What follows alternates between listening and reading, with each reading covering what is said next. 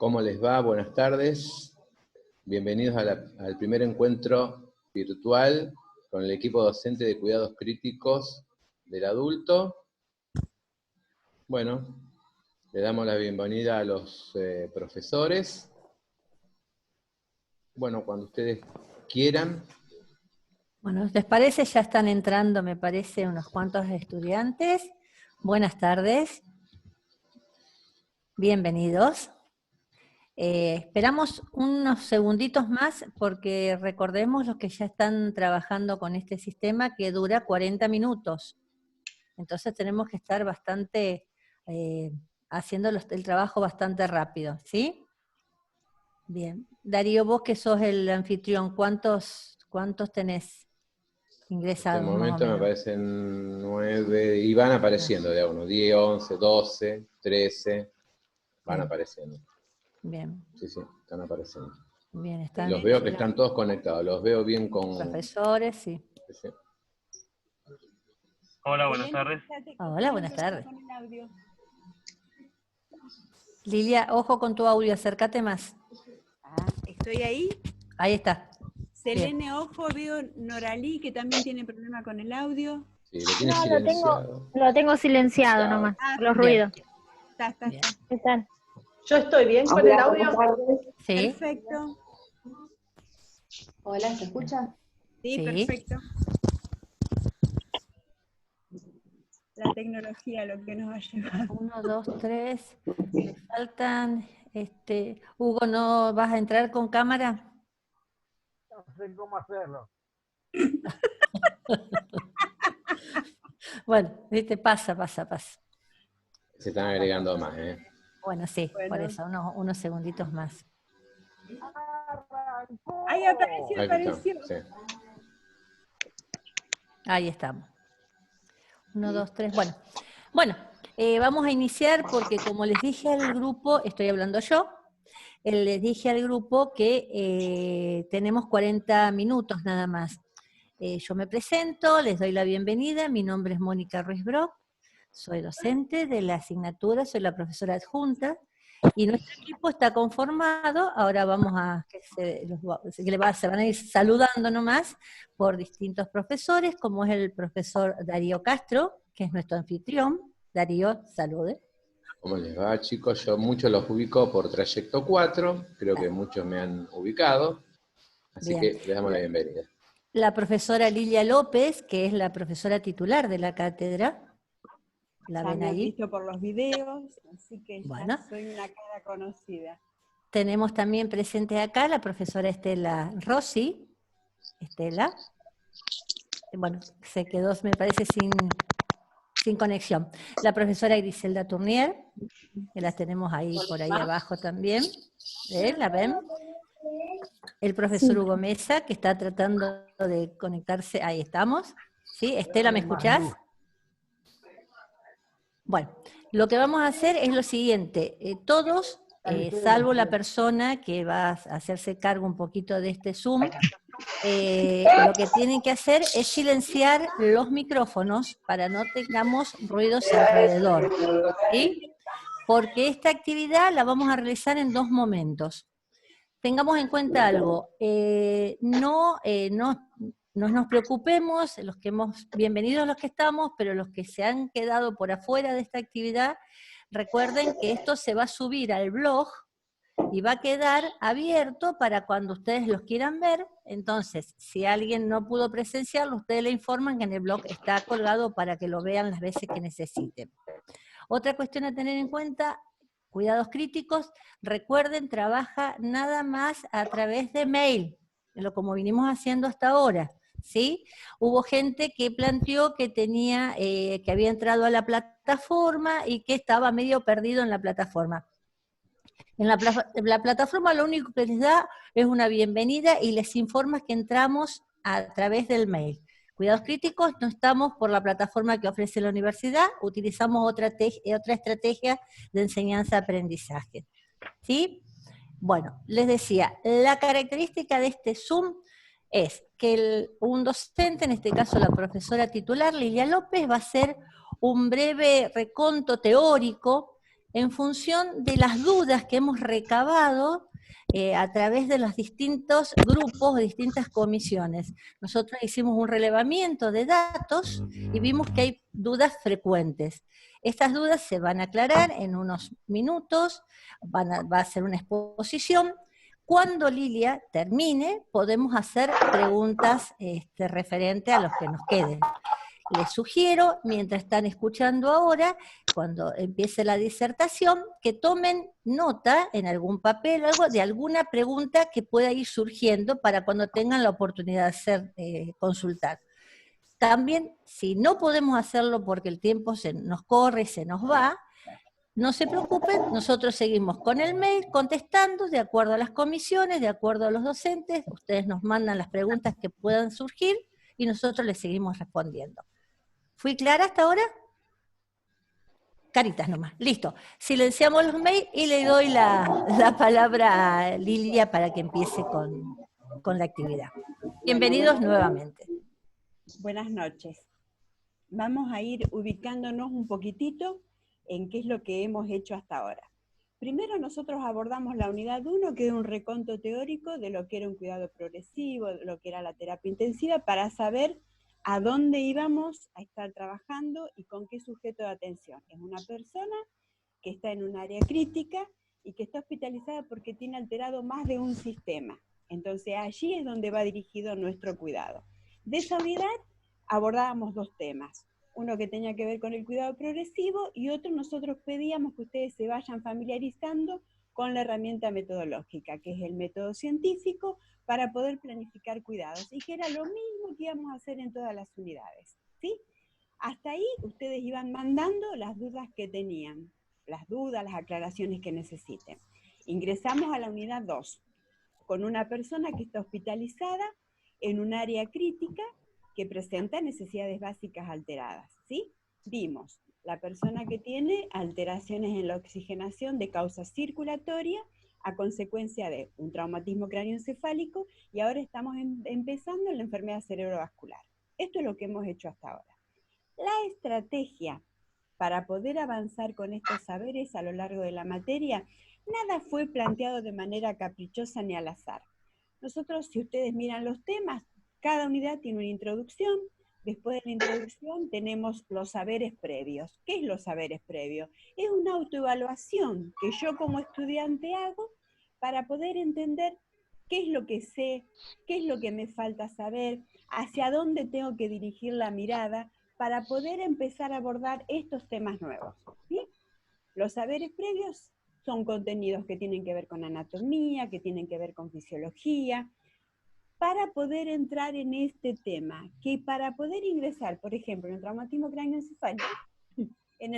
craneoencefálico, aparte de los saberes previos, yo voy a ir a responder una guía de estudio. Voy a responder esta guía de estudio. Esa guía de estudio me va a permitir a mí encontrar una serie de saberes que son los que me van a permitir a mí poder fundamentar. Simoni. Molina, Amalia, por favor, silencia tu micrófono. Gracias. No puedo tomar apuntes. ¿Qué le pasa? Bueno, entonces yo voy a responder esa guía. Quiero que esto les quede bien claro.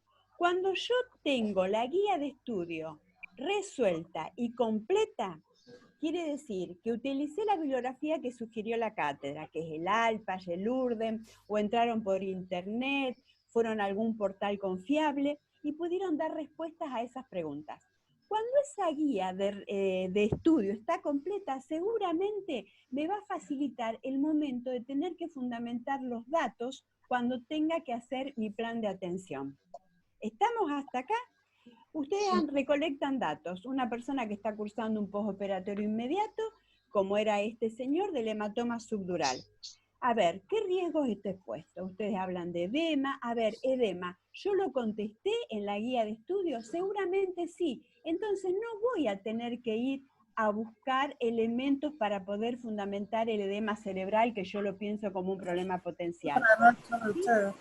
Porque ya lo tengo resuelto en la guía de estudio. ¿Estamos?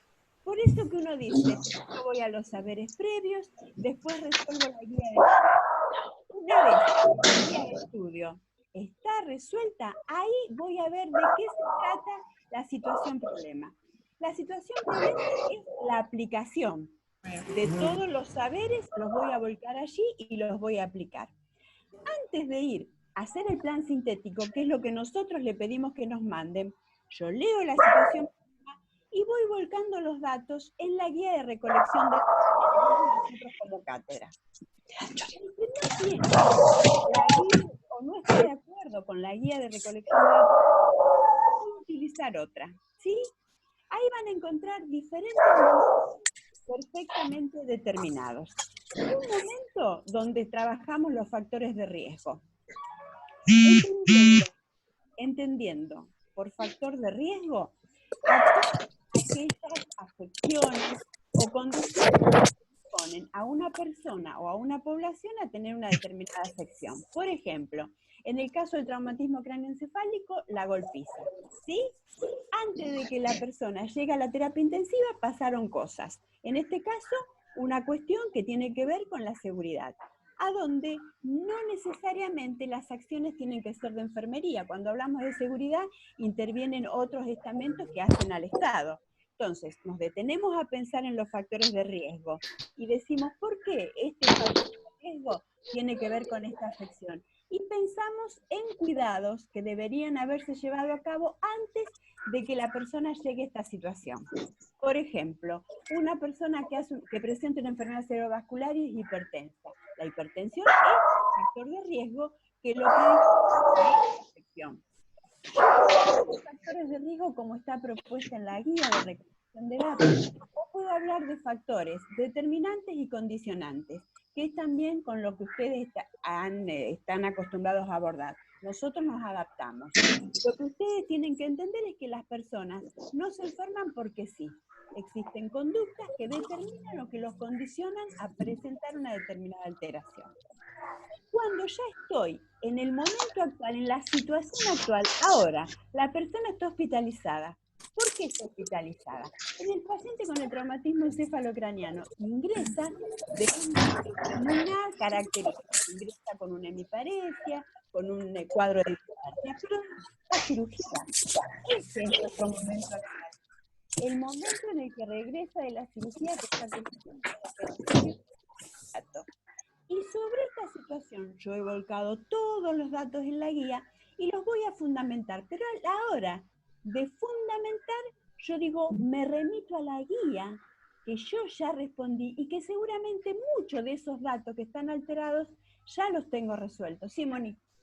Repetí, por favor, Lilia, que quede claro en qué momento nosotros vamos a planificar nuestro cuidado. Porque hay muchos ruidos incluso dando vueltas, no están silenciados todos los micrófonos. Bueno, nosotros vamos a estar trabajando cuando hablamos de situación actual, en el caso del paciente, ahora que está cursando el postoperatorio inmediato.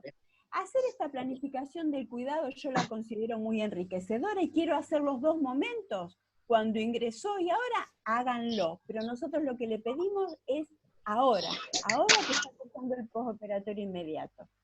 Muchos de nosotros cuando devolvimos los trabajos corregidos, les replanteamos esto de que marquen la frecuencia con la que llevan a cabo ese cuidado, porque en función de esto nosotros podemos diferenciar el postoperatorio inmediato del mediato y les va a permitir a ustedes evaluar. Ustedes ponen un control porque es un postoperatorio inmediato, horario, y quizás mañana o si eso fue a primera hora de la mañana, en el transcurso de la noche, siguen con el mismo cuidado, pero ya no horario, pasa a ser cada 3 horas, pasa a ser cada 6 horas.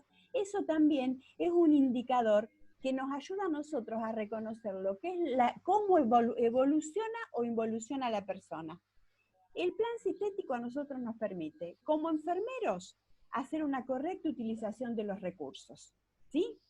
Como supervisor, poder evaluar la atención. Yo vengo y miro con un plan sintético a ver Porque ¿qué busca el plan sintético? Detenernos a pensar qué es lo que a esta persona no le puede faltar para cuidarla. ¿Sí? Este control horario en el postoperatorio inmediato no le puede faltar. Le podré hacer más, pero no le puedo hacer menos. ¿Sí? Esa es la idea del plan de cuidado sintético. Ahora bien, para fundamentar estamos que si yo tengo bien resuelta la guía de recolección de datos, cuando yo tenga que fundamentar un dato me remito a la guía, porque ya la tengo resuelto allí. Por eso cuando yo me manejo con el plan sintético voy a utilizar 3 columnas. Una columna que es la de diagnósticos de enfermería, otra que es la de prioridades y otra que es la de cuidados. Me quiero detener en la de diagnóstico. El diagnóstico para nosotros se constituye con 2 partes. Una parte que es la necesidad básica alterada, alteración en la oxigenación circulatoria. Y una segunda parte que uno relaciona a ese problema real, la alteración en la oxigenación circulatoria relacionada con la hipoperfusión cerebral, por ejemplo. En esa segunda parte del diagnóstico, yo no pongo un diagnóstico médico. En esa segunda parte del diagnóstico de enfermería, yo tengo que transformar a ese diagnóstico médico de manera tal que yo como enfermera pueda pensar en alguna intervención. ¿Estamos? Como verán, no nos manejamos con objetivos. No. ¿Por qué? Porque dentro del diagnóstico uno ya está emitiendo un juicio crítico. ¿Sí? Y los diagnósticos de enfermería no son eternos. Y no es que por cada dato voy a tener un diagnóstico. El conjunto de datos permite llevarlos a un diagnóstico de enfermería. Para eso yo tengo que saber qué es un problema real. Dijimos, es la necesidad básica alterada. Yo llego a decir que tiene alterada la oxigenación porque está cursando un postoperatorio inmediato de un hematoma subdural, porque presenta una hemiparesia, por un montón de datos que tienen que ver con oxigenación. ¿Vamos hasta ahí? Eso es problema real y así se construye el diagnóstico. Y después vienen los problemas potenciales, que son los riesgos a los cuales la persona está expuesta si esa necesidad básica que está alterada no podemos nosotros como personal de salud hacer nada para recuperarla. Está expuesto a riesgo. Será el infarto cerebral, en este caso será, qué sé yo, una herniación, será la aparición de edemas. Veremos qué situación, problema tenemos y qué riesgo. Pero riesgo no es sinónimo de factor de riesgo. Son 2 cosas totalmente diferentes, ¿sí? Tiene alterada la oxigenación. Y tiene alterada la eliminación y alterada la nutrición. Yo tengo que priorizar.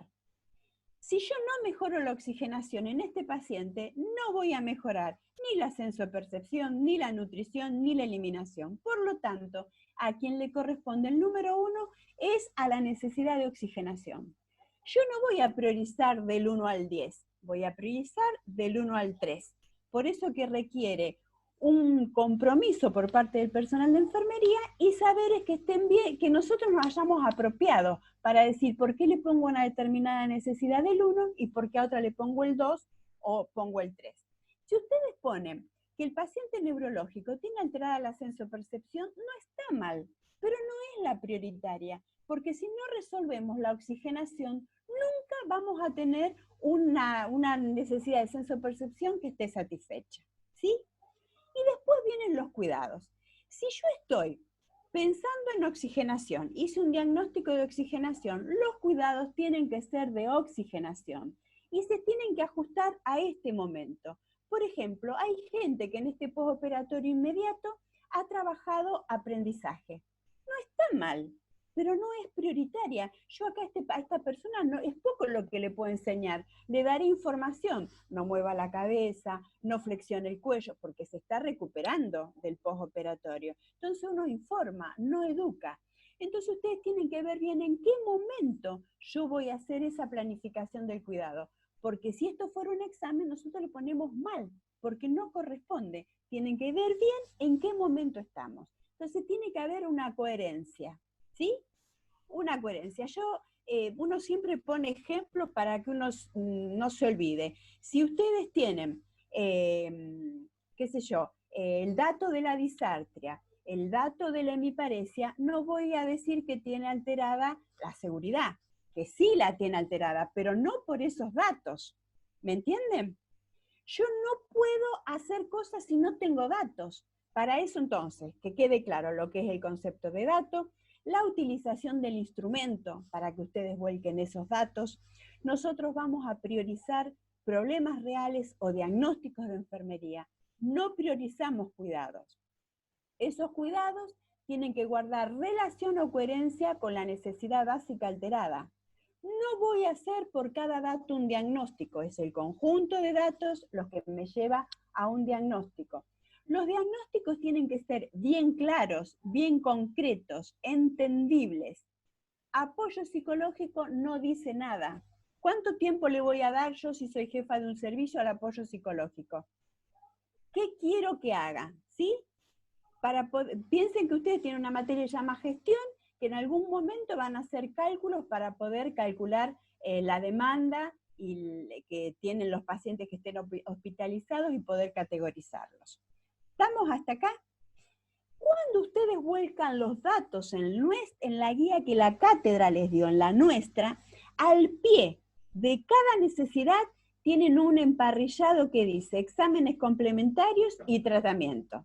Si ustedes tienen, como en el caso del paciente neurológico, el informe de la tomografía, el informe de la tomografía va ahí, no lo que es la tomografía, sino lo que dice, porque seguramente con los saberes que yo di cuenta cuando respondí la guía, voy a poder entender qué es esto de la imagen hipodensa, que está en el lóbulo frontal, que toma el área de Broca, para ir ubicándome desde el punto de vista de la anatomía, la fisiología y poder entender por qué esta persona tiene disartria o por qué está excitado y se quiere bajar de la cama. ¿Estamos? ¿Hasta acá? Entonces, nada de esto de lo que hemos pensado ha sido de manera caprichosa. Estas eran las cosas que quería puntualmente retrabajar. Ahora escuchamos todas las preguntas que ustedes nos quieran hacer. Sin Les miedo. pido, por favor, que levanten la mano y yo voy otorgando la entrada a las preguntas, así no nos superponemos. Sí, Juli, abrí micrófono, Juli, ahí está. ¿Qué tal? Bueno, con respecto a lo de la necesidad alterada en el caso de sale del postoperatorio, él dice que está respirando en forma espontánea. Es decir, que alterada, no figura acá como una alteración, como no es el caso de el otro problema, que es el del accidente cerebrovascular de Raúl, que ahí sí dice que está alterada. Pero en el primer caso, yo no veo que esté planteado la alteración de oxígeno. Sí se puede hacer un diagnóstico en base a lo que es el postoperatorio, pero no, acá no se quiere que tenga un problema al respirar. Lilia. Bueno, Lilia. Julieta es... Juli, no sé, debe ser Julieta. Sinceramente, yo te invito a que vos me puedas responder. ¿Vos pudiste contestar las guías de estudio?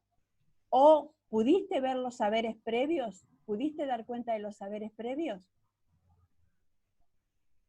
Tranquila, ¿viste? Claro, porque la pregunta que vos me haces, si yo no interpreto mal, me lleva a pensar de que hay algo que está incompleto. ¿Por qué? ¿Cuántos tipos de oxigenación conoces?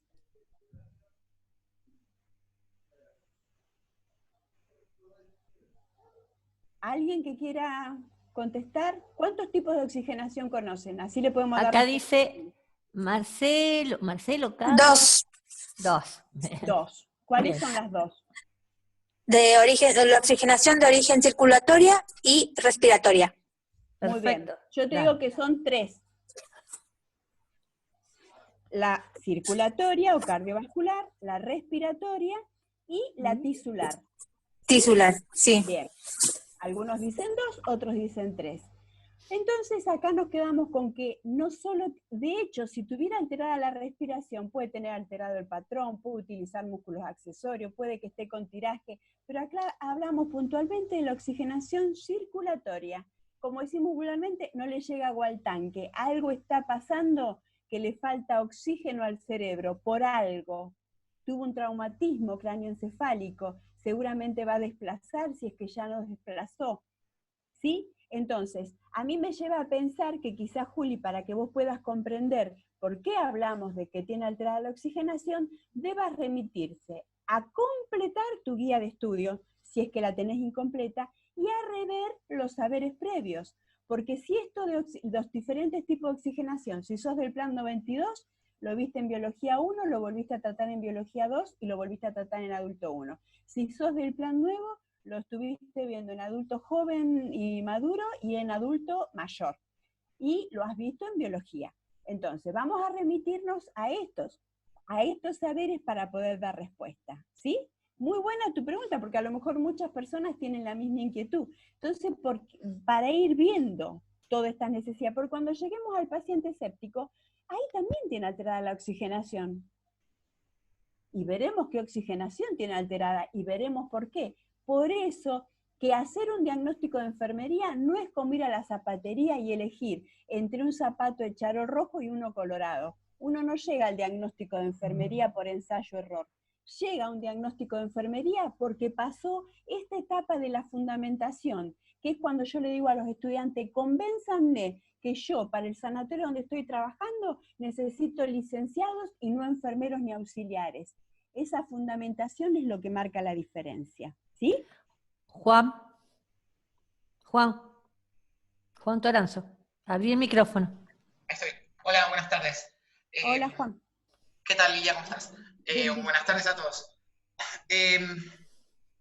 A ver, yo había escuchado alguna vez lo de los tres tipos de oxigenación, pero siempre lo trabajé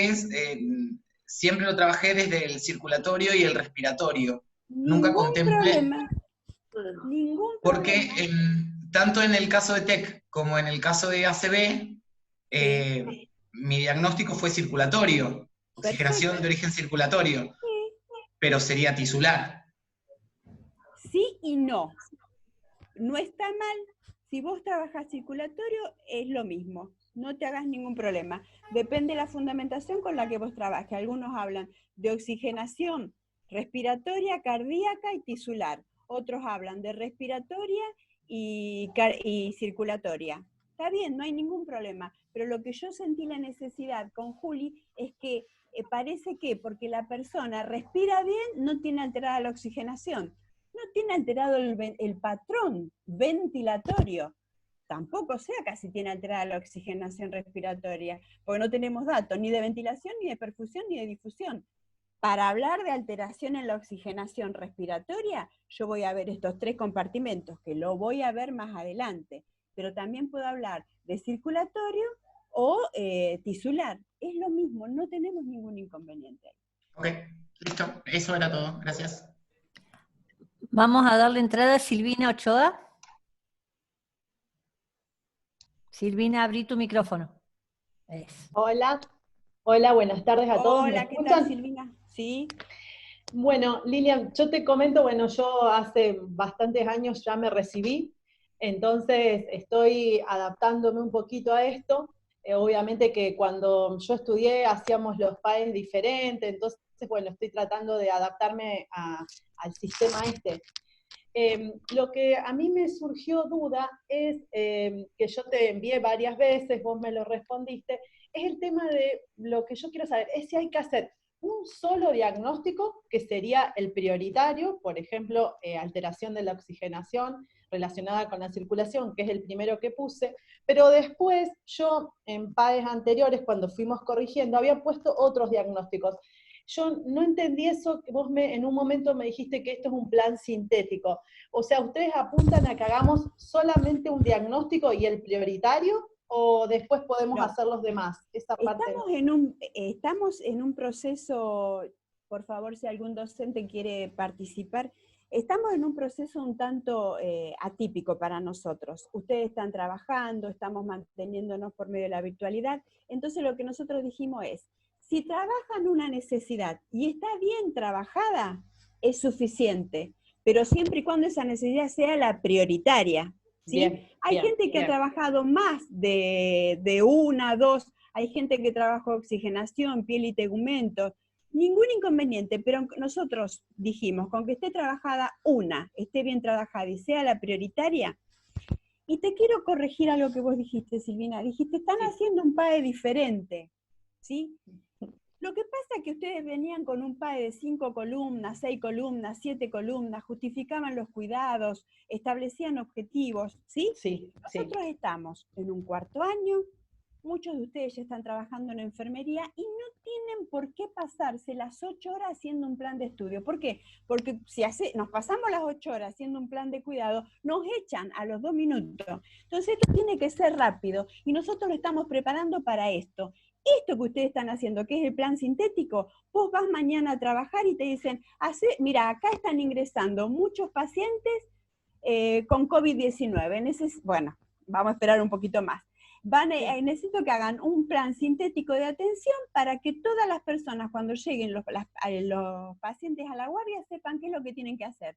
Ustedes hacen estas 3 columnas, pero no llegan ahí porque sí. Ustedes ya fundamentaron, ya sabemos por qué se altera la oxigenación, podemos hablar de factores de riesgo, podemos hablar de datos que uno recoge, ¿sí? Por todos los casos que hemos tenido. Y toda esa fundamentación, yo siempre les digo lo mismo, si nosotros estamos en un servicio donde estamos trabajando con normas y procedimientos, toda esa fundamentación la ponemos en un sector que es el de anexos, y que esa es la fundamentación de por qué llegás a ese diagnóstico y no a otro. ¿Sí? Bien, bien, bien. Porque en realidad, cuando volvamos al aula y tengamos un parcial, le vamos a pedir que hagan planes sintéticos, seguramente, pero nosotros le vamos a preguntar sobre mecanismos fisiopatológicos, porque ahí está la diferencia. ¿Sí? Sí.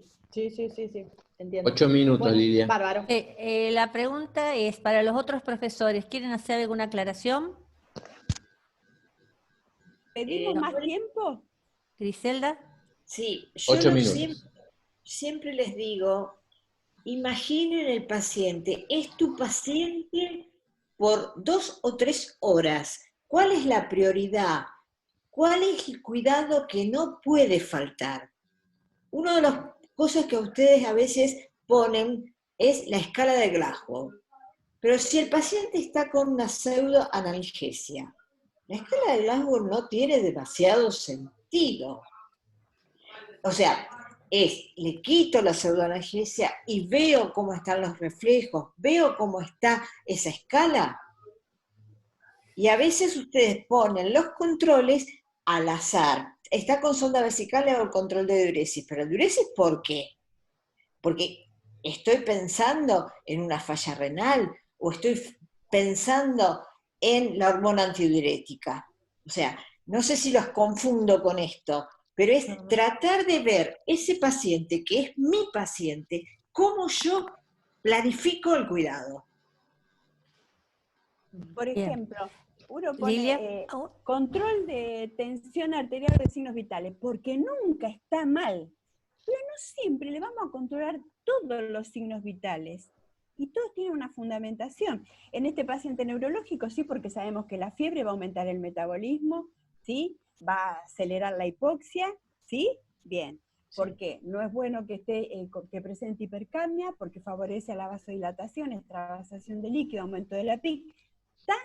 Eso, cuando volvamos al aula, ustedes eso nos van a decir a nosotros. Por ahora nosotros le pedimos el plan sintético, pero esa es la parte a donde ustedes nos tienen que vender a nosotros que necesitamos que sean licenciados. ¿Sí?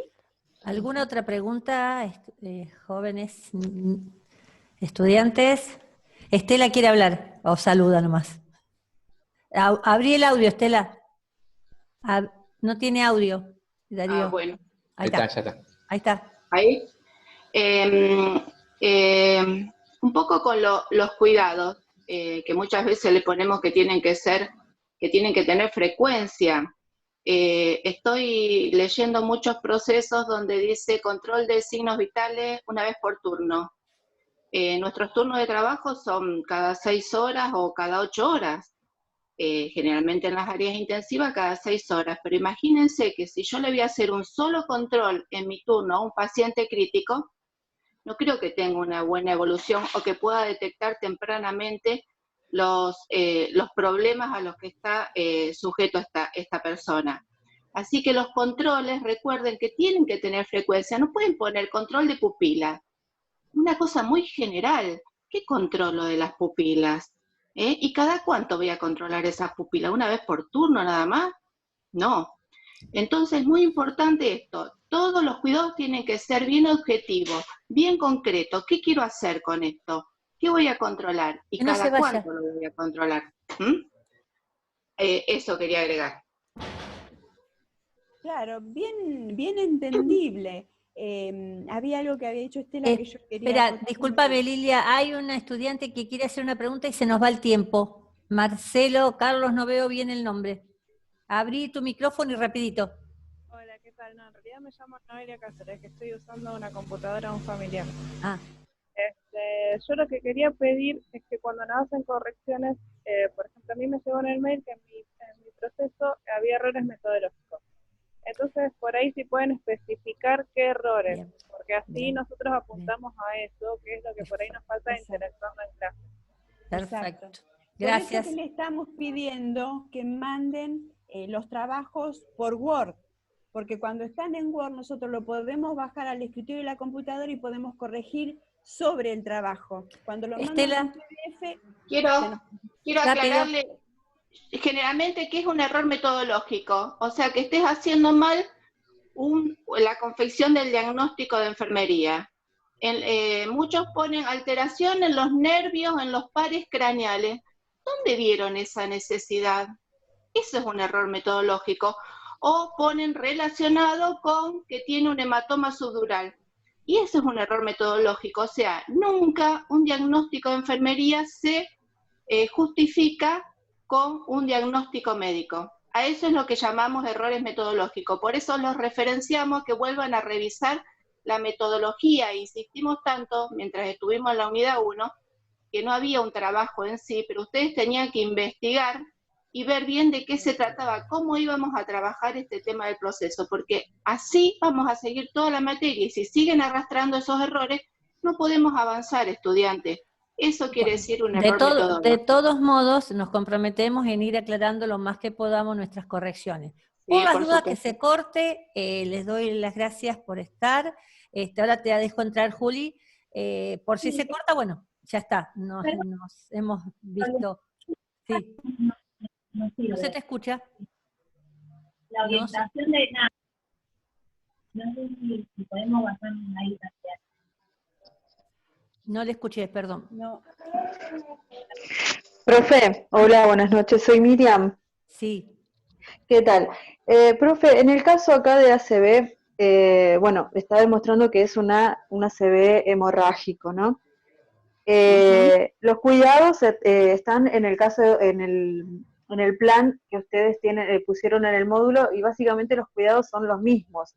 Digamos, nosotros nos basamos en esos cuidados, más los datos que tenemos acá. Por ejemplo, un factor de riesgo que tiene el paciente es la tensión arterial. Y no le es vamos un factor a agregar... de riesgo, no es factor de riesgo. No es un factor de riesgo porque él es hipertenso, dice. Perdón, entonces no es la presión arterial. La tensión arterial. Entonces, no, la tensión arterial, yo tengo tensión arterial, vos tenés tensión arterial, todos tenemos tensión arterial. La presión... el factor de riesgo es la hipertensión. La hipertensión. Hablemos con propiedad.